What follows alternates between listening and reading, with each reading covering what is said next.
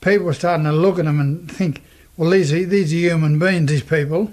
Their skin might be a different colour, but they're good people. During my nursing days, I wanted to go overseas, and I could have gone with a family, and they couldn't get me a passport because I stated I was Aboriginal, and I said, of course I am an Aboriginal.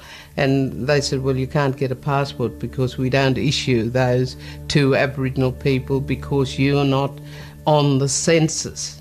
In the Constitution, it stated all races of people would be counted in the census other than Aboriginals. We were excluded.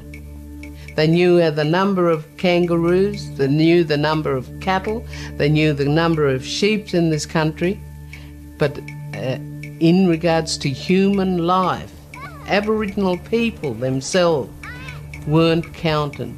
Changes in the Constitution had to be brought about because one of them said we didn't exist. And the most important one was the other section that said the government would have the powers to legislate for the betterment of all races of people other than Aboriginals. Roy Carroll and I used to go around and try and get signatures, petition off the white fellas, and he'll tell you himself that sell the dog and you spit in your face. I participated in demonstration, and I'm not ashamed of that. I'm very happy to have been involved in that because they stopped our people developing, so they had to change the Act.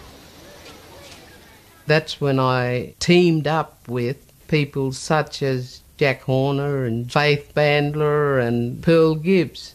I feel that the time has come when Australia can no longer tolerate legal racial discrimination against its Indigenous people. The referendum, of course, it had to happen. It had to happen. We pushed the referendum for about 6 years. It never happened overnight. We set up the campaign in 1960 and got it through in 67. 7 frustrating years it was. So, on the 27th of May, 1967, we become citizens in our own country. That's not long ago.